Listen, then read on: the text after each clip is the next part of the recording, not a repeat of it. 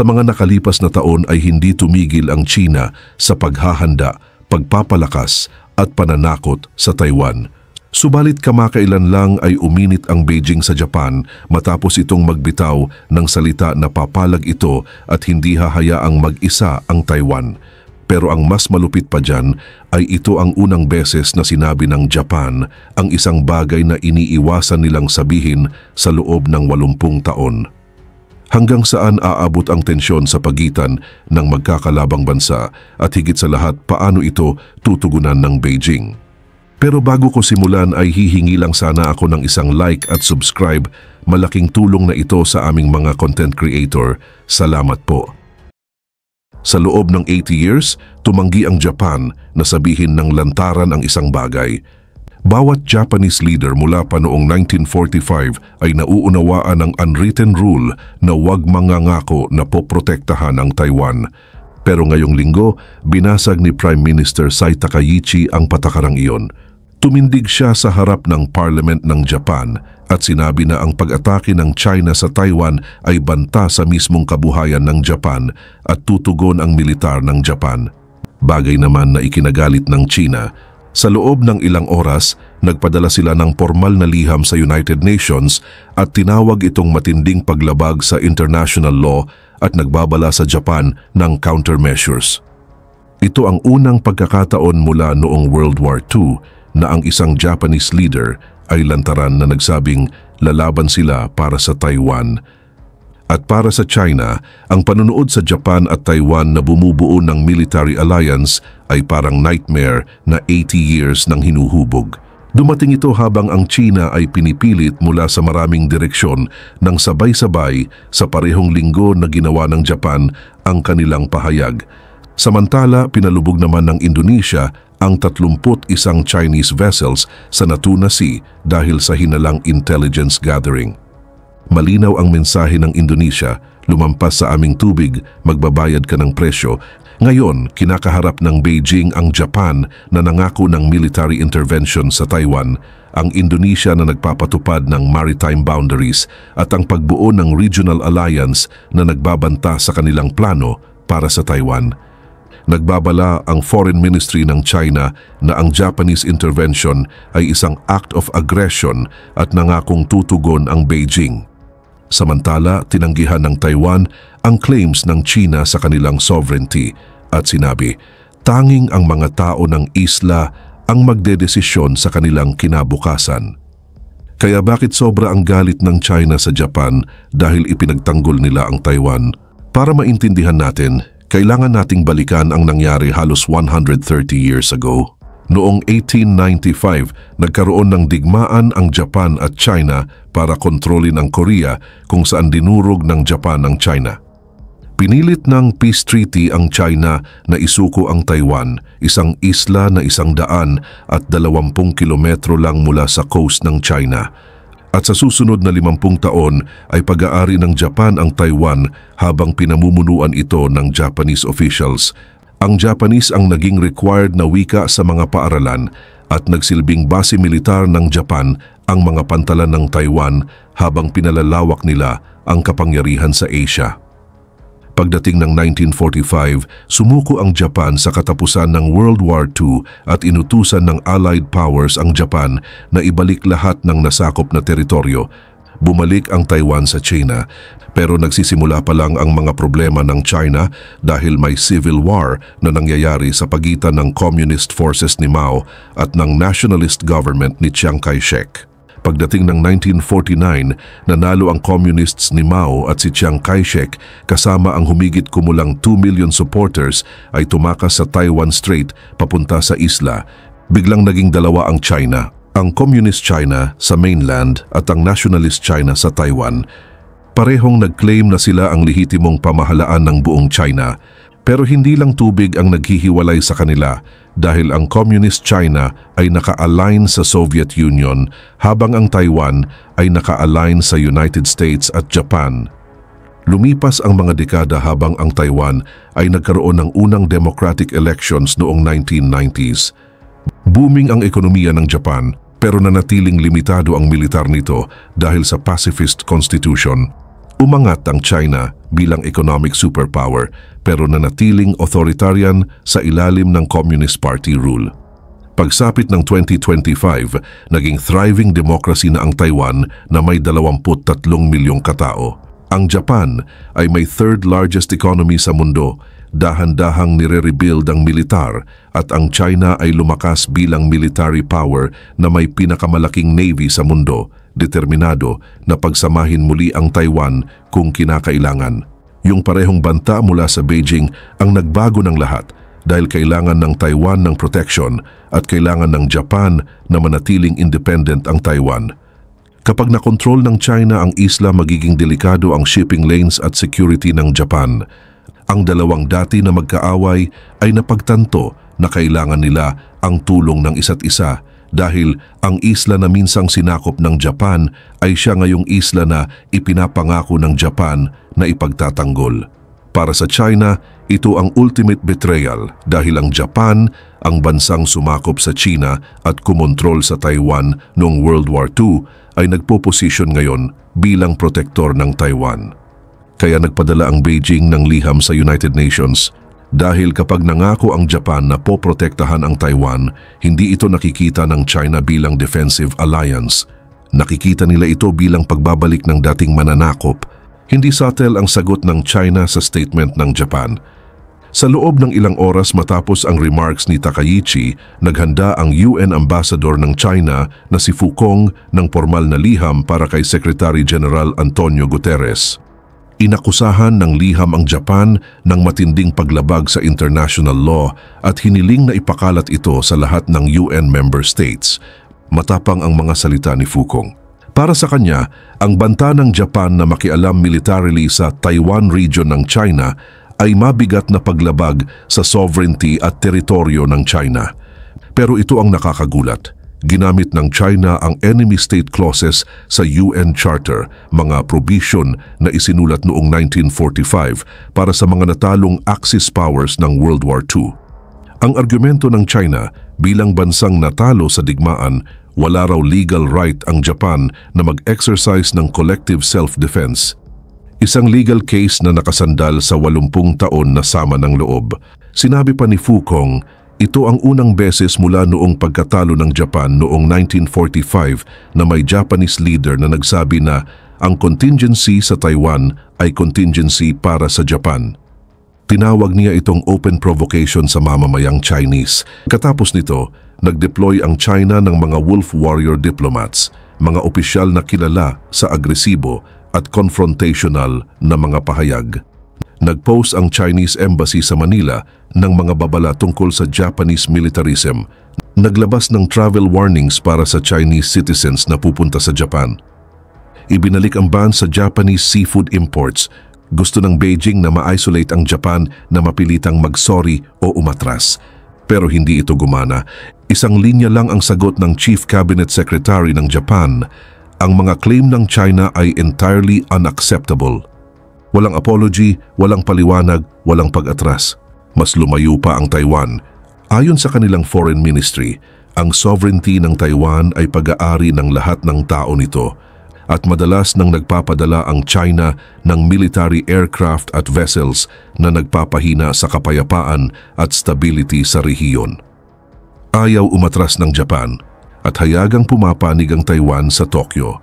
Ang dapat sana ay mag-isolate sa Japan ay nagbunyag ng isang bagay na ayaw palabasin ng Beijing.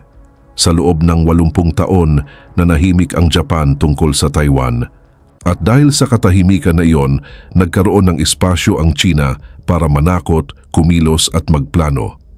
Pero ngayon, basag na ang katahimikang iyon. At ang reaksyon ng Beijing ang paggamit ng World War II references, ang pagpapadala ng UN letters at ang pagpapakawala ng galit na diplomats ipinapakita kung gaano ito kaseryoso. Pero hindi lang ang salita ang nagpapaworry sa China. Mas malala ang kahulugan ng mga salitang iyon sa mapa. Dahil ang Taiwan ay hindi lang basta isla, ito ang susi na nagkulong sa Navy ng China sa loob ng 70 taon. Para mas maintindihan ang panik ng China, kailangan makita ang mapa mula 1951. Noong taong iyon, Inilarawan ni US Secretary of State John Foster Dulles ang strategy para pigilan ang communist expansion sa Pacific. Tinawag niya itong Island Chain Strategy. Simple ang konsepto, isang linya ng mga isla mula Japan, dadaan sa Taiwan at Philippines, hanggang Borneo, isang barrier na pumipigil sa Chinese at Soviet naval forces na makarating sa Open Pacific. Kontrol mo ang mga isla, kontrol mo ang karagatan. Ang First Island Chain ay hindi lang basta guhit sa mapa. Isa itong serye ng mga choke points, makikitid na daanan na kailangan lusutan ng mga barko para makarating sa open water. Tatlo ang pinakamahalaga, ang Macao Strait sa pagitan ng Okinawa ng Japan at Miyako Islands, ang Bashi Channel sa pagitan ng Taiwan at Philippines, at ang Luzon Strait sa silangan ng Philippines. Sa ngayon, minomonitor ng US at mga allies ang bawat barkong dumadaan sa mga strait na ito. Hindi makagalaw ang Navy ng China papunta sa Pacific nang hindi natatrack. Ang Taiwan ay nasa gitna mismo ng chain na ito, pero perfect ang posisyon para kontrolin ang Bashi Channel. Kapag nakontrol ng China ang Taiwan, lahat magbabago. Makakalusot ang Chinese submarines papunta sa Philippine Sea nang hindi na-detect. At ang Chinese surface ships pwedeng umiwas sa mga choke points. Magiging walang saysay ang buong First Island Chain dahil hawak na ng China ang center nito. At kapag nabasag ng China ang First Island Chain, susunod na mapipressure ang Second Island Chain. Ito naman ang linya mula Central Japan papunta sa Guam at Northern Mariana Islands. Ang Guam ang strong point. Dito matatagpuan ang Anderson Air Force Base at Naval Base Guam. Dito nagpo-project ng US ang military power nito sa buong Pacific. Kapag nakapasok ang China sa Philippine Sea na dala ang full naval force nila, magiging vulnerable ang Guam. Ayon sa 2022 US National Defense Strategy, ang posisyon ng Taiwan sa First Island Chain ay core strategic interest hindi dahil sa politics ng Taiwan, kundi dahil sa lokasyon nito. Kung mawala ang Taiwan, mawawala sa United States ang kakayahang pigilan ang Navy ng China. Kaya sobrang importante ang commitment ng Japan na ipagtanggol ang Taiwan. Hawak ng Japan ang northern end ng First Island Chain, hawak ng Taiwan ang center, hawak ng Philippines ang southern end. Kapag ang tatlo ay committed sa defense, mananatiling under Allied control ang bawat choke point. Sa ganitong setup, kahit pinakamalaki na ang Navy ng China sa buong mundo sa bilang ng ships, mananatili pa rin itong nakakulong sa East at South China Seas, mga tubig na nagiging kill zones kapag nagkaroon ng conflict dahil napapalibutan ito ng Allied bases at missile batteries. Mas alam ng China ang geography na ito kaysa kanino man. Kaya ang Beijing, hindi lang diplomats ang pinapadala, pinapanood nila ang buong regional strategy nila na unti-unting bumabagsak. Habang abala ang China sa pagdraft ng UN letters laban sa Japan, may nangyaring hindi nila inaasahan 600 miles sa south noong ika-20 ng Nobyembre ngayong taon, kung saan pinabagsak ng Indonesia ang 31 Chinese fishing vessels sa Natuna Sea. Ayon sa Minister of Marine Affairs ng Indonesia, si Sakti Wahyu Trenggono, malinaw ang mensahe nila. Ang tatawid sa linyang ito, hindi makakaalis. Ipapakita namin ang aming sovereignty sa lahat ng paraan. Nasa southern edge ng South China Sea ang Natuna Sea at sakop ito ng exclusive economic zone ng Indonesia. Pero ang 9-dash line ng China, boundary na inaangkin ng Beijing, ay umaabot hanggang sa loob ng tubig ng Indonesia ng hundreds of miles. Sa loob ng maraming taon, may mga Chinese fishing vessels na nag-ooperate sa mga tubig na ito. Nagpoprotesta ang Indonesia at minsan sumusupil ng mga bangka. Pero iba ang pangyayaring ito. Kinumpirma ng Indonesian officials na ang mga barko ay hindi lang basta nangingisda. Pinaghihinalaan silang nangongolekta ng intelligence para sa Beijing, minomonitor ang galaw ng Indonesian Navy at minamap ang underwater terrain. Gumagamit ang China ng fishing fleets para sa dalawang purpose. Nangingisda sila pero may dalang surveillance equipment at nagre-report sa Chinese military intelligence. Matagal itong tiniis ng Indonesia, may mga warnings, may mga seizure. Pero ngayon, iba na. Mismong si President Joko Widodo ang naglinaw ng posisyon, walang bargaining pagdating sa aming sovereignty. Nang tumawid ang Chinese vessels na iyon papasok sa tubig ng Indonesia, pinabagsak sila ng Indonesia. Agad nagprotesta ang China, sinabing nasa traditional Chinese fishing grounds daw ang mga barko.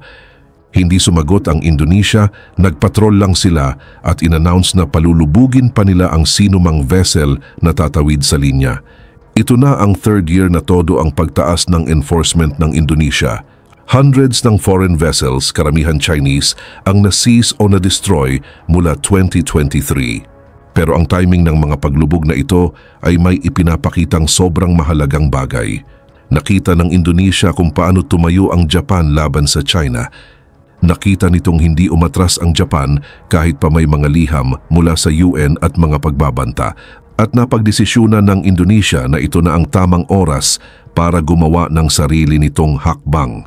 Hindi lang para sa China ang mensaheng iyon, para iyon sa buong rehiyon. Kung kayang hamunin ng Japan ang Beijing tungkol sa Taiwan, kaya ring ipagtanggol ng Indonesia ang sarili nitong karagatan. At ito ang pinakanatatakutan ng China. Hindi lang ang pangakong depensa ng Japan para sa Taiwan, kundi ang inspirasyong maidudulot nito sa iba. Kasi kapag may isang bansa na hayagang humamon sa China at hindi bumagsak, magsisimulang mag-isip ang iba kung kaya rin nilang gawin iyon.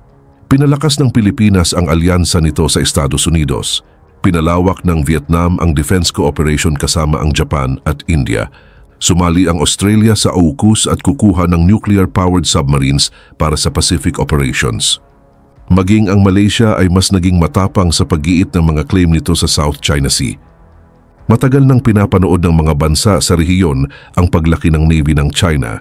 Nakita nila ang mga bangkang pangingisda na binabangga ng Chinese Coast Guard.